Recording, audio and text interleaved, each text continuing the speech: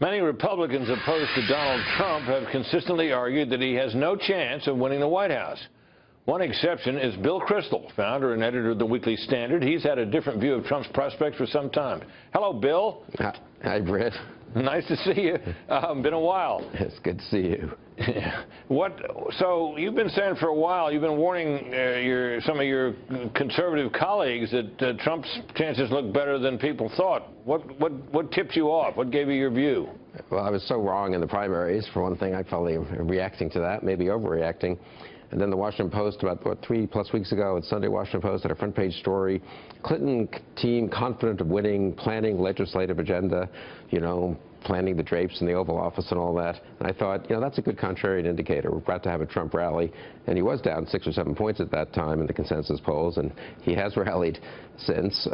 She's had a very rough couple of weeks. He made himself look more presidential and more acceptable. But the main thing is I went through the '92 election. I was Dan Quayle's chief of staff. You remember that election? George H.W. Bush was not a bad president, actually, I think history will say. But people wanted change. They were tired of the status quo. They were unhappy. They'd been in a recession. They didn't appreciate what Bush had done. And, when you're in a change environment, people will excuse a lot of flaws of the change candidates. Bill Clinton had some flaws. Ross Perot had lots of flaws. Together, they got, 62% of the vote. Bush went from 54 to 38%. That's left a mark on me, losing that election so badly. But it really taught me something about in a change environment, the candidate of change has a big advantage. He has a kind of, the wind is naturally at his back. And Hillary Clinton is the status quo candidate. Her party's been in the White House 8 years. She served in President Obama's administration. And most importantly, she's done nothing to advance an agenda of change. I'm really mystified by her campaign. If you ask people, and I'm really not saying this in a polemical way, just analytically, what changes will Hillary Clinton bring about? What's the answer? Yeah, that's a good question. It's also a good question of what her slogan, "Stronger Together," actually means. I mean, Trump's slogan is "Make America Great Again."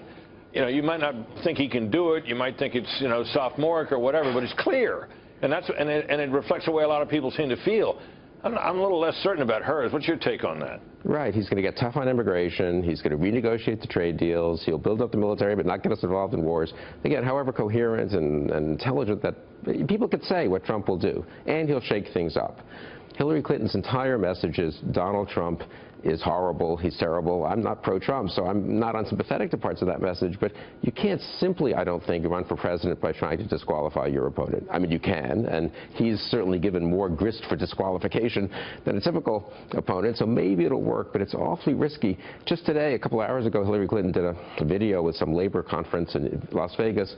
She said she couldn't understand why she isn't 50 points ahead, but the people she's speaking to, the union supporters of hers, they need to get the message out. And what's the message? In the next sentence, if you look at just the transcript, what she said is, in effect, Donald Trump can't become president. It's just too horrible. Friends don't let friends vote for Donald Trump.